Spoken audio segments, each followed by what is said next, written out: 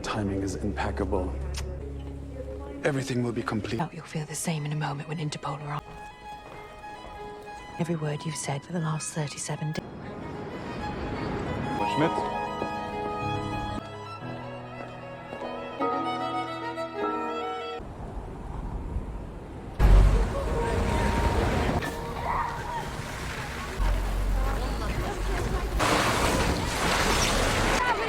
What does it look like?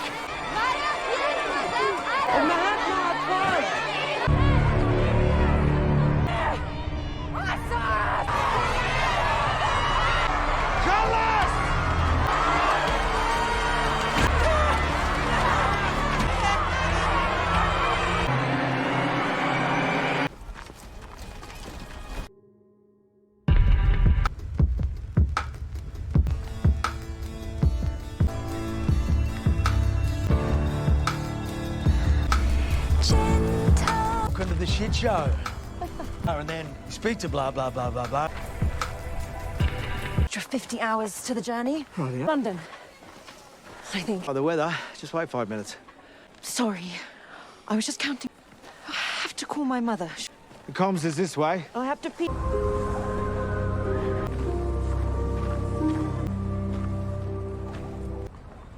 Apparently she's ISIS. Spooks, wherever they are. To the Americans in...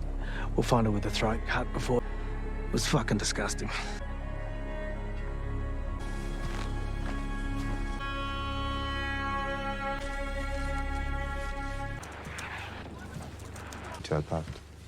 Look, I need... By the way, you can't really smoke in here.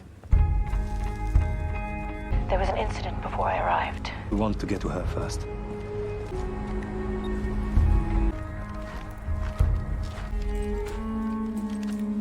Je m'appelle Imogen Salter.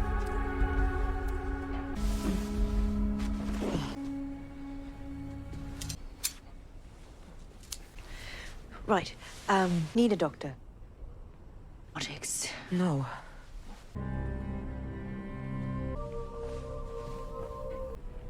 My father used to read them to me. It dictates.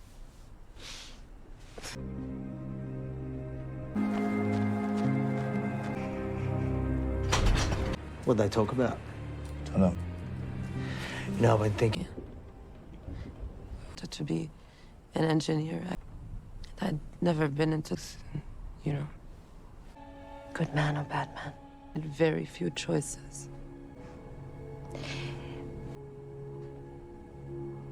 But I'm afraid that will never happen. I will get you antibiotics. Assessed properly. Do you mind if I smoke?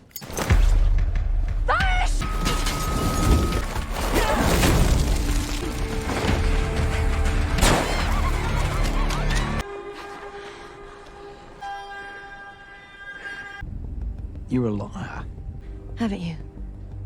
Is the big reveal? Is this why they sent... And babies. Brutal. All I'm doing is try to... I'm harmless. If you... Who the fuck are you?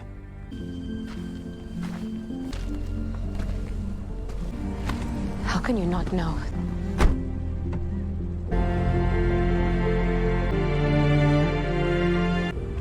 Hey, let's agree. Road trip rules, let's agree on something else. Okay, we talk.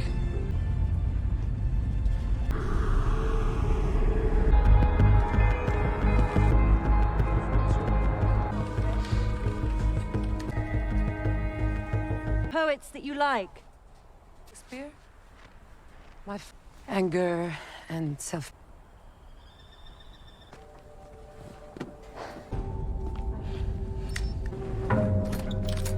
Identifié au camp de réfugiés comme une haute... Are we? How long? Still stands. On pense que ça pourrait être la même personne. It's your turn now. Do you have a man? Voilà. Ils font une descente. Ce type est une vraie plaie. Elle saura la démasquer. Compared to you, everything about me is... Une cellule dissidente serait... Je vais informer notre agent britannique de cette...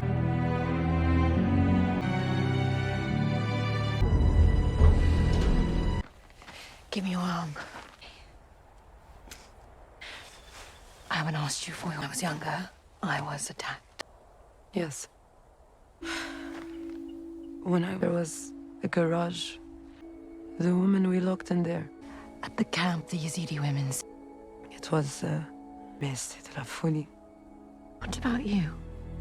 I've never killed or could have.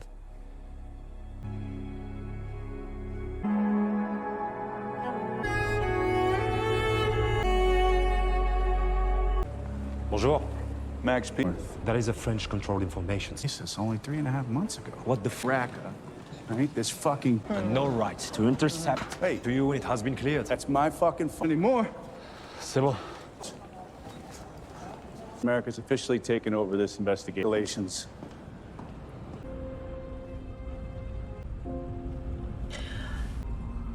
Long time ago. Why the beautiful daughter of intellect? Goes.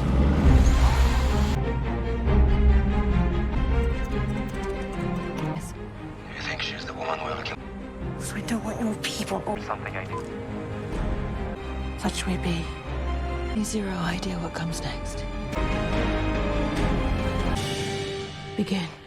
The Veil's first episode opens with a woman named Portia meeting Thomas. Thomas expresses gratitude to her for her assistance, and they celebrate by popping open a bottle of champagne. However, things take a turn when Portia discloses she is an Interpol agent.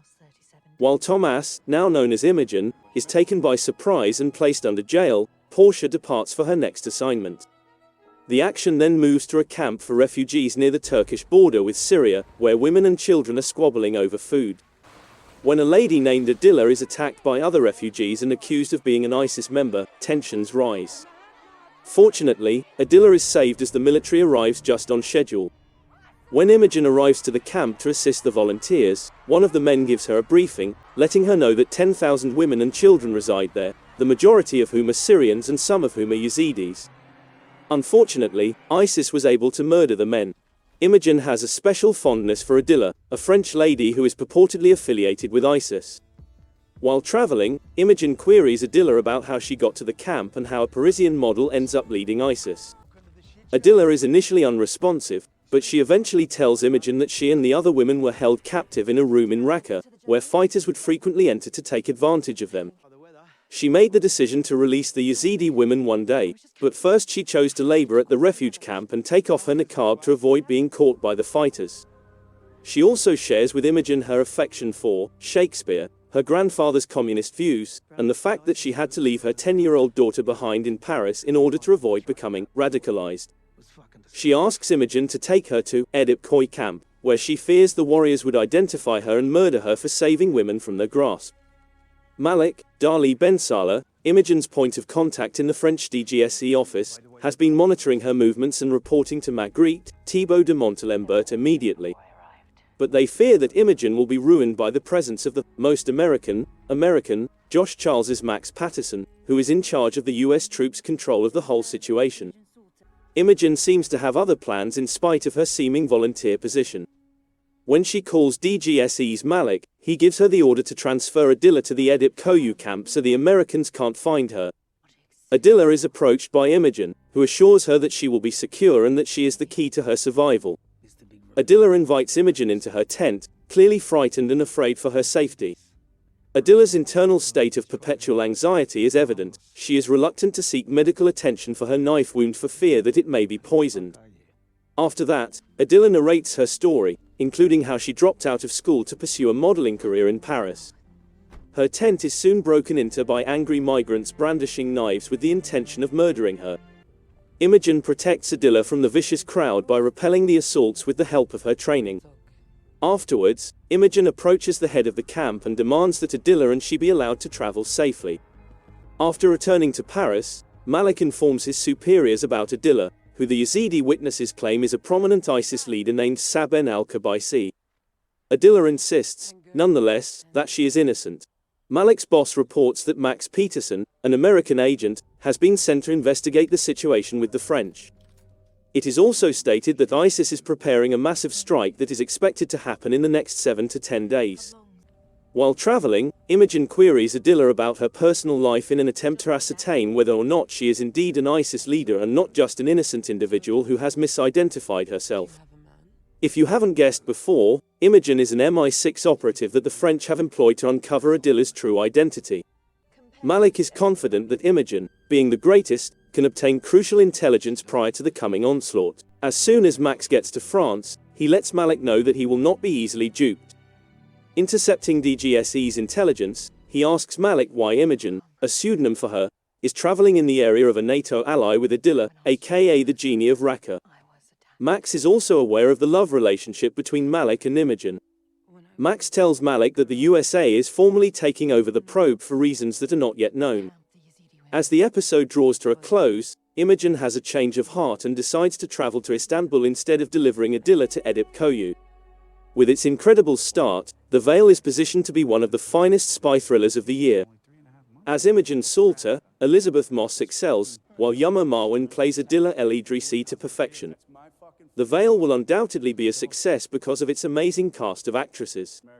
Regarding the storyline, Adilah first presents as a helpless victim of her surroundings. It may, however, all be an act.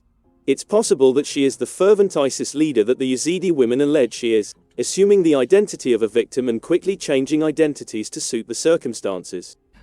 Adilah is so sly that even Imogen finds it difficult to tell fact from fiction. An elderly man reciting poetry to a girl is part of Imogen's background, but Adilah is unaware of this, as the first episode of The Veil reveals.